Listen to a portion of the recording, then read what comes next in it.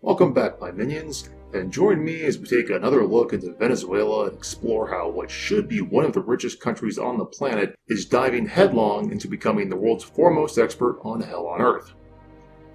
If you haven't seen my previous video on the matter, a link to the video is in the description, as well as this card now on screen. However, indulge me for a minute and allow me to do a quick recap. Venezuela, courtesy of its socialist government, has been in an economic and societal freefall for the better part of a decade. Ever since Chavez started a large nationalization drive in 2007, things have steadily been going from bad to worse. I say Venezuela should be one of the richest countries because it has the largest oil reserves on the planet. This explains why the petroleum industry is the linchpin of their economy, as their top exports are crude oil, refined petroleum products, acyclic alcohols, and petroleum coke, with some manufacturing thrown in. However, this could not last under socialism, as socialism's historically primary export has always been human misery. Aside from manufacturing plants closing left and right because they keep being nationalized, see the recent GM plant closure, apparently companies don't like having their property taken, who knew? The oil industry has absolutely crumbled as the government is utterly incompetent to keep the infrastructure functioning after it was nationalized and they kicked those greedy capitalist corporations out. In a deliciously cruel and ironic twist, the socialist policies of the government forced them to import refined petroleum, i.e. gas, at market value, and sell it to their citizens for pennies on the dollar, because Big Brother will take care of you and all that, and oh yeah, because they can no longer produce enough petro for their own internal needs. Well, you can only spend more than you earn for so long. The resulting economic collapse and refusal to face reality has led to insane levels of inflation, peaking at 800%. Imagine a can of soda costing $4. Draconian laws on things such as baking. A baker must now use 90% of his flour on bread, not luxuries like brownies, or he faces jail time and governmental confiscation of his bakery, and mass starvation. People are actually eating the zoo animals and hunting local wildlife such as flamingos. Alright, with that recap out of the way, let us get right into the latest bricks laid on the pathway to hell. Looks like the people aren't having any more of this shit. They are rioting and protesting en masse. Oh, they even tore down a statue of Chavez. You know, minions, once the statues go down, the dictators aren't very far behind. I think Maduro ought to take what he can and leave before he finds himself dangling from the end of a rope Saddam style. Oh, God, look at that fucking hell. How is that for optics? Thousands of people filling the streets facing off against a couple of police in riot gear. Nope. Nothing to see here. Nothing at all. Move along. That gets better too. A 20-year-old Venezuelan protester died on Friday after being shot in the head, authorities said, taking fatalities from a month of anti-government unrest to at least 37 as the opposition geared up for more demonstrations. Another 717 people have been injured and 152 are still in jail from the hundreds rounded up in widespread unrest.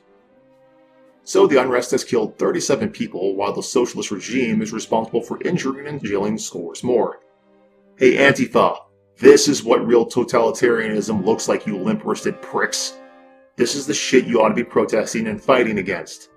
Feel free to chuck some bottles and M80s at those security forces though. I kinda want to see how that works out for you.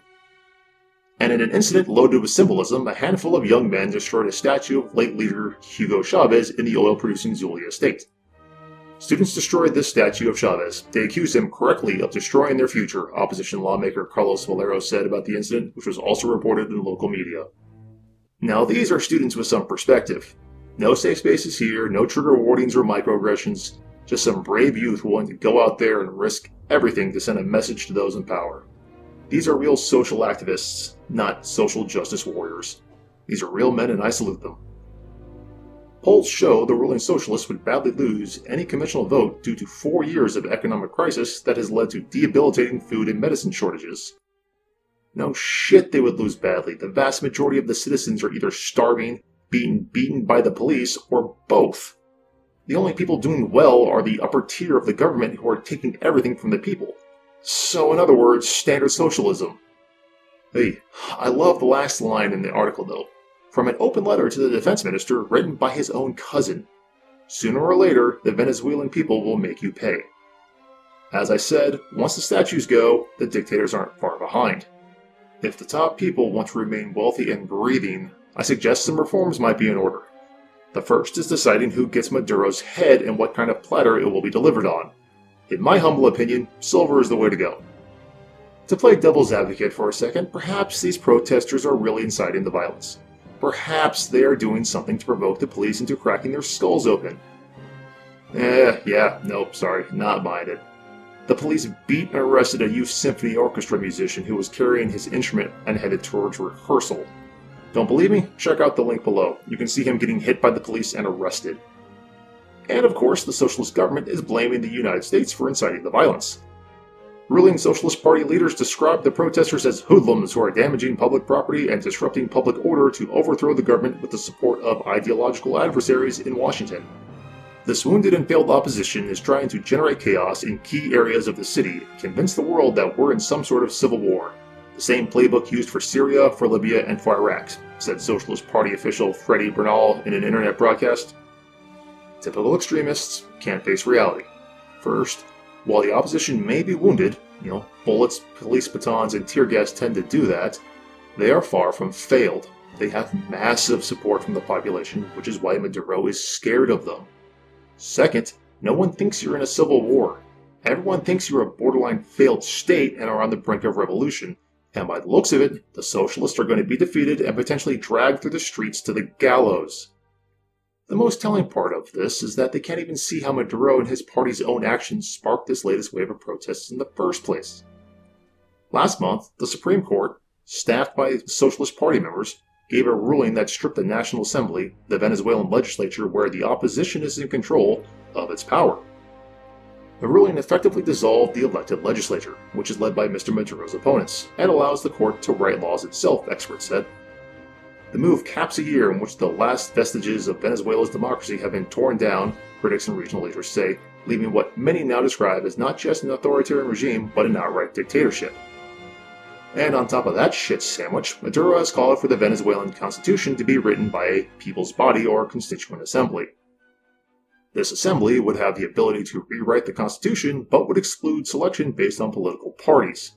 However, only half would be elected, the other half is appointed, and the opposition fears Maduro would pack the assembly with his supporters and rewrite the constitution to give Maduro and the Socialist Party even more power. Wonder why they would think that. Surely the opposition is just paranoid, right? Understandably, these actions pissed off the citizenry and led to the current situation. The Supreme Court has since backpedaled, but too little too late. The damage is already done, and these protests, violence, and international condemnation are the result. The situation was already at a tipping point, and the blatant power grabs were enough to send it over the edge. So now the everyday citizen in Venezuela not only has to deal with finding their next meal, they also have to worry about tear gas, overzealous riot police, and whether or not they will soon be under the jackbooted heel of a dictator.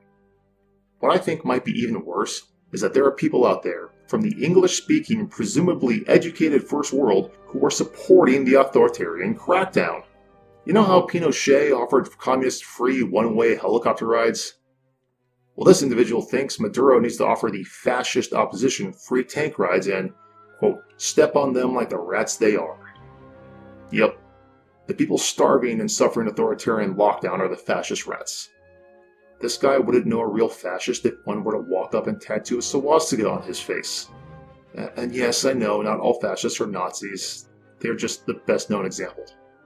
Given the death toll of the recent protests at the hands of the police, I'd venture to say that Maduro is stepping on them, just not with the tanks yet. He may be a socialist asshat, but he knows that if he pulls out the big toys, someone bigger is going to come along and break them.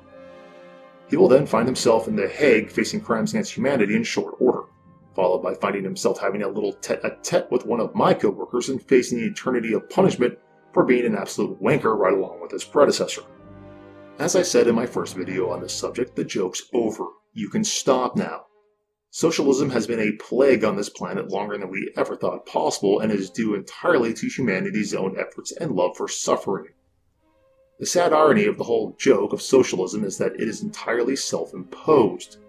No one forces it upon you but yourselves, all for the good of the many, and it has, without exception, ended in disaster.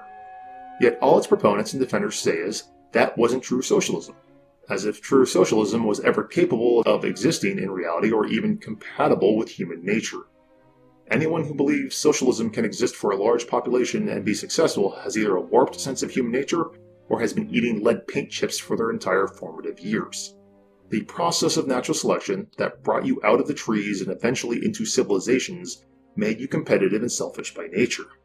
That is how you survived and flourished. To think a few thousand years of relative civility or simple logic can change the millions of years of evolution that created your basic nature is asinine at best.